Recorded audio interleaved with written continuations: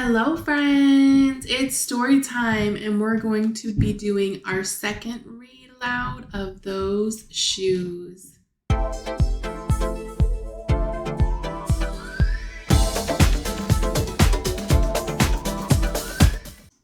Okay, boys and girls, so we're going to read Those Shoes by Maribeth Boltz, illustrated by Noah Z. Jones.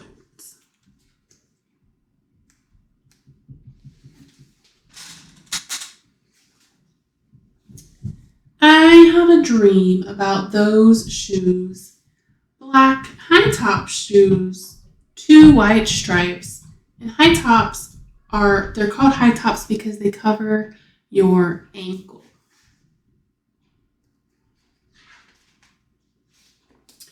Grandma, I want them. There's no room for want around here. Just need, Grandma says. And what you need are new boots for winter.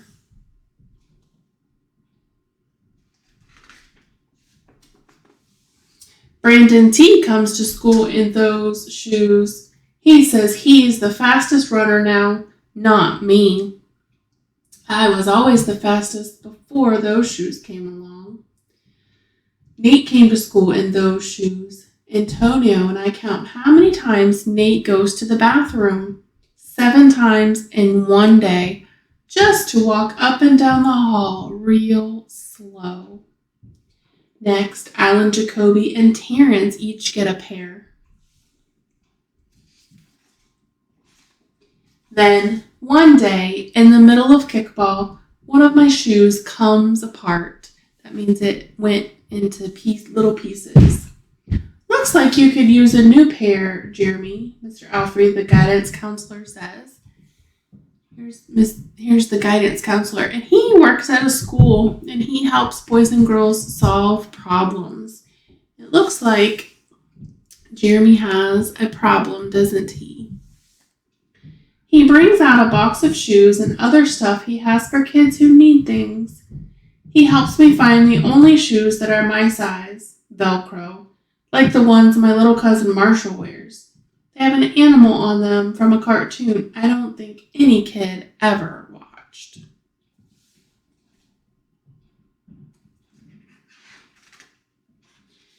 When I come back to the classroom, Alan Jacoby takes one look at my Mr. Alfrey shoes and laughs.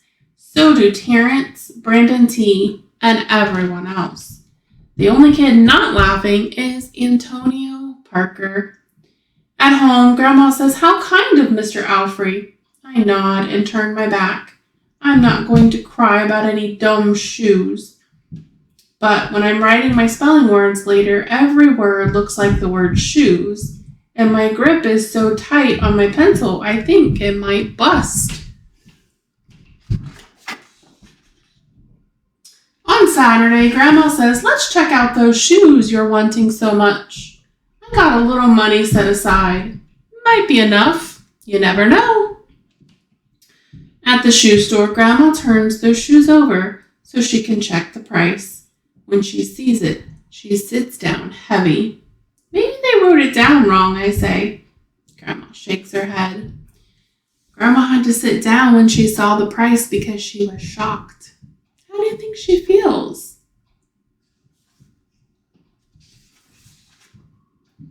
Then I remember the thrift shops. What if there's a rich kid who outgrew his or got 2 pairs for Christmas and had to give one of them away? Now, outgrew means that your feet are too big, they don't fit in the shoes anymore. We ride the bus to the first thrift shop. Black cowboy boots, pink slippers, sandals, high heels, every kind of shoes except the ones I want. We ride the bus to the second thrift shop. Not a pair of those shoes in sight. Around the corner is a third thrift shop. I see something in the window.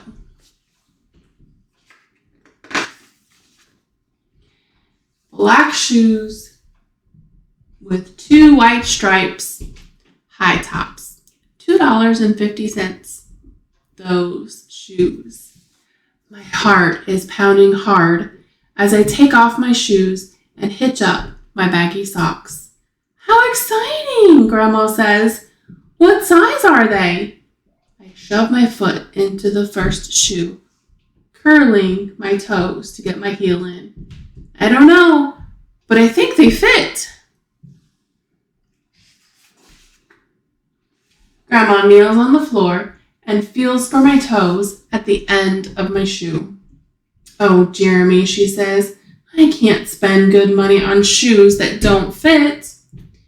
I pull the other shoe on and try to walk around. They're okay, I said, holding my breath and praying that my toes will fall off right then and there. But my toes don't fall off. I buy them anyway with my own money, and I squeeze them on and limp to the bus stop. Limp means you walk slowly and carefully because you have a hurt foot or leg. At home, a few days later, Grandma puts a new pair of snow boots in my closet and doesn't say a word about my 2 big feet shuffling around in my 2 small shoes. Sometimes shoes stretch, I say. Grandma gives me a hug. Now, Grandma knows that Jeremy's shoes don't fit, but she gives him a hug. Why do you think she gives him a hug? Yeah. Stretch.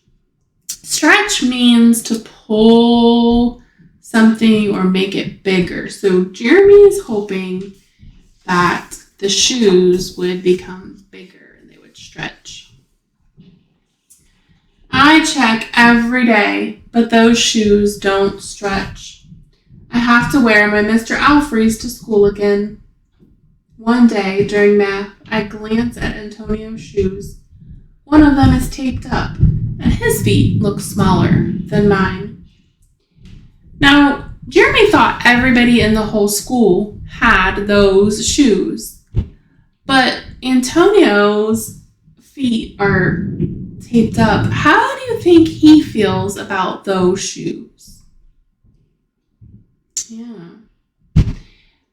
And why is he wearing shoes that are taped up? After school, I head to the park to think. Antonio is there, the only kid who didn't laugh at my Mr. Alfrey shoes. We shoot baskets.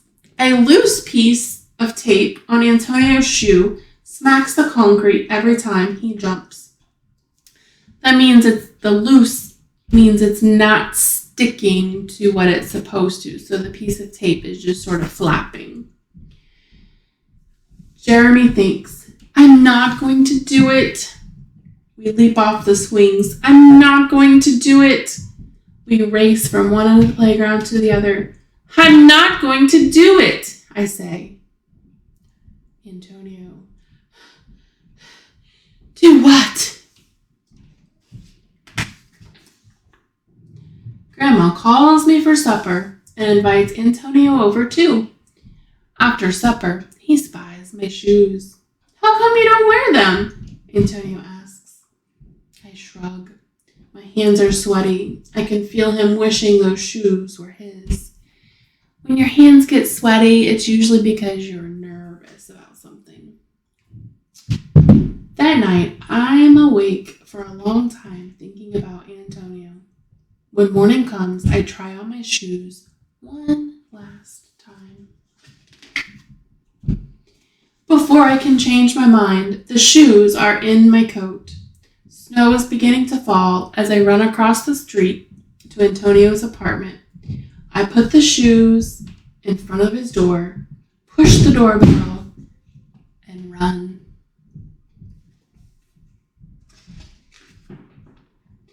At school, Antonio is smiling big in his brand new shoes. I feel happy when I look at his face and mad when I look at my Mr. Alfrey shoes. But later, when it's time for recess, something happens. Everywhere there is snow.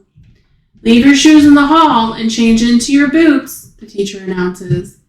Leave your shoes in the hall. It's then I remember what I have in my backpack. new boots, new black boots that no kid has ever worn before. Standing in line to go to recess, Antonio leans forward and says, "Thanks." I smile and give him a nudge. Let's race. So, I wonder why Jeremy and the other kids at school want those shoes so badly. What makes them so special, I wonder? Grandma knows that those shoes are important to Jeremy, but she only has money for the things he needs. Why doesn't she think he needs those shoes? How does she feel when Jeremy has an idea for how to get those shoes? Yeah, I think she went along with it, and she was willing to buy them if they were reasonably priced.